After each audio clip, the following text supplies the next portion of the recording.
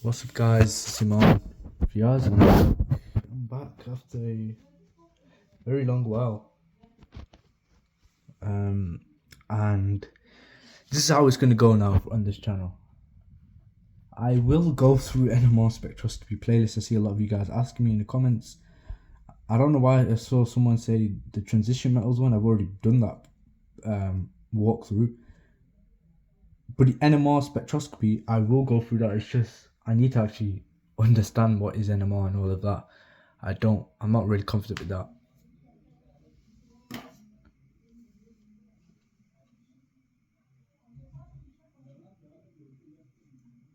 So yeah, I need to understand what's going on, and I promise you guys I will go through it.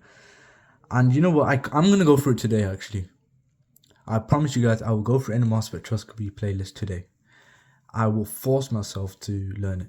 Anyway, atomic structure. So let's go through these flashcards. And apart from those playlists and the past paper questions, all the content now will only be paper one. So then once we've got paper one out of the way, then I'll switch to paper two. And then paper three is obviously a combination of all of it. So I guess the topics that don't come up in paper one and paper two are going to come up in paper three. Anyway, why was the Niels Bohr model good? Because it fitted experimental observations of radiation emitted / absorbed. Niels Bohr proposed a new model of the atom where electrons exist in shells, and when electrons move between the shells, electromagnetic radiation is emitted / absorbed. So Niels Bohr's model was good because it fitted experimental observations of radiation emitted / absorbed. A new model atom where electrons exist in shells, electrons move between shells, electromagnetic radiation emitted / absorbed. Scientists realized about electrons in the cloud Rutherford that they would quickly spiral down the nucleus, therefore causing the atom to collapse. Define the nuclear model of atom Rutherford. The nuclear model of atom, a tiny positively charged nucleus is surrounded by a cloud of negative electrons, and the atom is mostly empty space. A tiny positively charged nucleus is surrounded by a cloud of negative electrons. Atom is mostly empty space.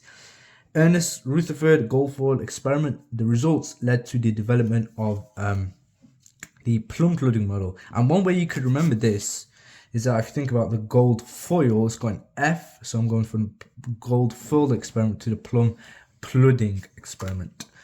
Because Rutherford developed the nuclear model. The plum flooding was wrong, therefore Rutherford developed the nuclear model of atom. Ernest Rutherford Goldfall experiment, basically all they did was they fired positively charged alpha particles at a thin sheet of gold. The plum flooding model said that most alpha particles would be deflected, slightly deflected by positive flooding, but most particles passed straight through the gold. Only a small number were deflected backwards. Therefore, Rutherford developed the nuclear model. J.J. Thomson discovered the electron.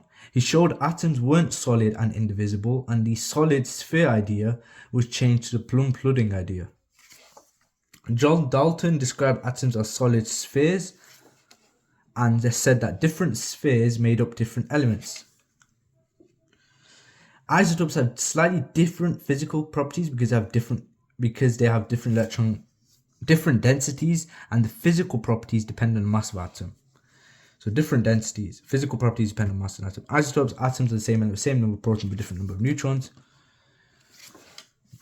neutrons. And you know what? I am going to get rid of this flashcard, even though my chemistry exam is nowhere near. We still got like a full week. But isotopes, I should know that by now.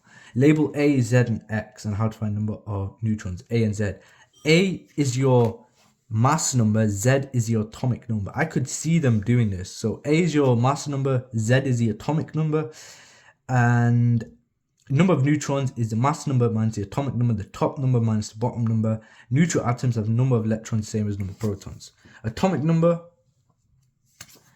of protons in the nucleus, it identifies the element.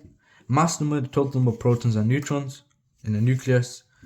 Relative isotopic mass, the whole number. The mass of an atom of an isotope of an element on a scale when atom of carbon-12 is 12. Relative molecular mass, the average mass of a molecule on a scale when atom of carbon-12 is 12. 4 stages of time of flat mass spectrometry. So you've got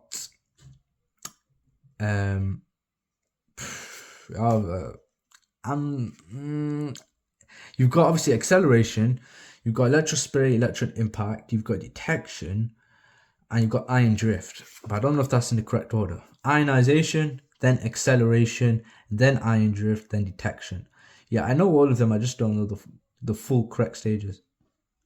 So ionization, electrospray, electron impact. Acceleration, the positive charge ions are accelerated by electric field, so they all have the same kinetic energy. Ion drift, ions enter a region with no electric field, so therefore they drift. Detection, detector detects charged particles and a mass spectrum is produced. So ionization, acceleration, ion drift, detection. Ionization, acceleration, ion drift, detection. Electrospray ionization. A sample is dissolved in a volatile solvent and injected through a nozzle at high voltage. Push through nozzle. Sample is dissolved and pushed through a nozzle at high pressure. A high voltage is applied to it, causing each particle to gain a H+ sign. Sample is turned into gas made up of positive ions. Okay, interesting. Sample is dissolved, pushed through a nozzle, high pressure, high voltage applied. Each particle gains a H+ sign. Sample is turned into gas made of positive ions. Electron impact ionization. Electron gun is used to fire high energy electrons, knocking. Sample is vaporized. Electron gun is used to fire high energy electrons, therefore knocking one electron off each particle, becoming +1 ions. What is the mass spectrum? The mass spectrum is the mass/charge plotted against the abundance. The y-axis is the abundance of ions. The x-axis is the mass-charge ratio. How can mass spectrometry be used to identify molecules? M+ is formed in mass spectrometer when one electron is removed from a molecule. It gives a peak in the spectrum of the MZ ratio, and that gives you the relative molecular mass of a molecule. Molecular ion is when an electron is formed in mass spectrometer when one electron is removed from the molecule. Formed M+ is formed in mass spectrometer when one electron is removed from the molecule. Principal quantum number. The further a shell is from the nucleus, higher its energy, therefore larger principal quantum number. Chromium and copper. And you do need to know the electron configurations. Chromium, 1s2, 2s2, 3p6, 3s2, 3p6, 3d5, 4s1. And copper, same thing, but instead of 3d5, it's 3d10. And here's how I would remember this. Okay? You know one of these two have got which one has got 3d10, which one's got 3d5. You look at chromium, it's only got 1 O. Well, if you look at chromium, it's only got 1 I. You look at copper, it's got 2 P's right next to each other. That's 3d5, 3d5. So that's why it's 1s2, 2s2, 3p6, 3s2, 3p6, 3d10, 4s1, and whereas chromium is 1s2, 2s2, 3p6, 3s2, 3p6, 3d5, 4s1. They behave unusually because they've got an incomplete d subshell. Donate one of the 4s electrons to 3d subshell. Happier with a more stable full/half-full 3d subshell. Incomplete 3d. Lose 4s electrons. Yeah, this is this when you go into transition metals topic. It depends what year you are when watching this. If you're in year 12, you're not going to have any clue about transition metals, but if you're in year 13, you will understand what I'm talking about. Transition metals, arguably one of the hardest topics in A-level chemistry. Due to the amount of content, you have to memorize the equations and observations. So when they become ions, they lose 4s electrons to become 3d before the 3d. First ionization energy. The amount of energy. First ionization energy is energy needed to move one electron. First ionization energy is the energy needed to remove one electron from each atom in 1 mole of gaseous atoms from 1 mole of gaseous H1+ ions. Energy needed 1 electron from each atom, 1 mole of gaseous atoms from 1 mole of gaseous 1+ ions in 1 mole of gaseous 1+ ions.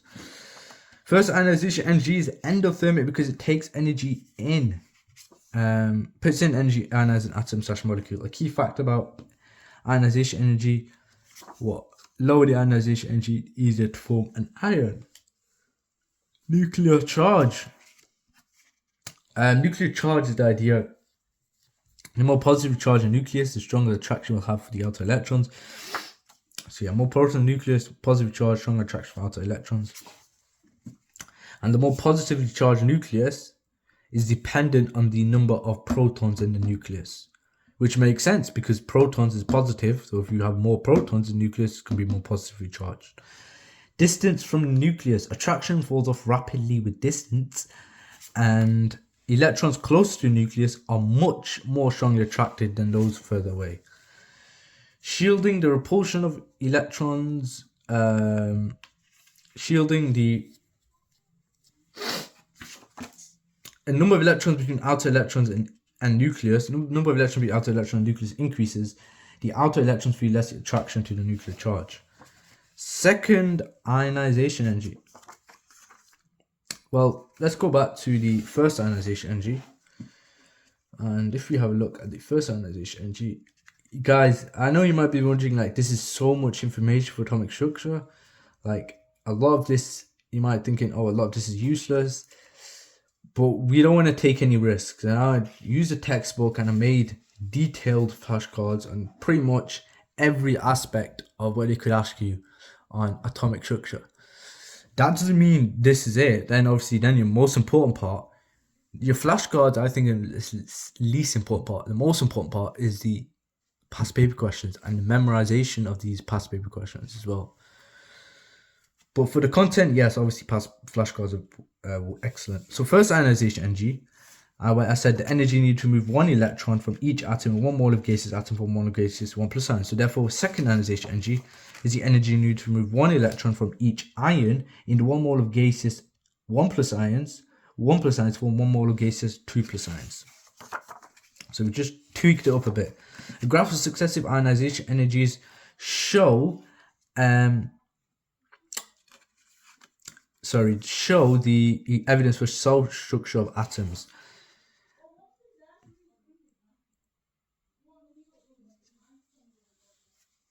They increase because electrons being moved from a increasing positive ion, less repulsion amongst electrons held stronger by nucleus. They happen because the electrons being moved from more positively charged nucleus. Electrons being moved from a shell that is close to nucleus. First ionization energy decreases down the group, increase across the period. And those are two trends you should know by now. Ionization energy decreases down group 2. Why? Well, because each element, as you go down the group, each element has an extra electron shell compared to one above. Outer electrons further away from nucleus, less attraction, less strongly attracted nucleus. Each element down group 2 has extra electron shell compared to one above. Extra inner shell shield outer electron from attraction nucleus. Perfect. Extra inner shell shield outer electron from attraction nucleus.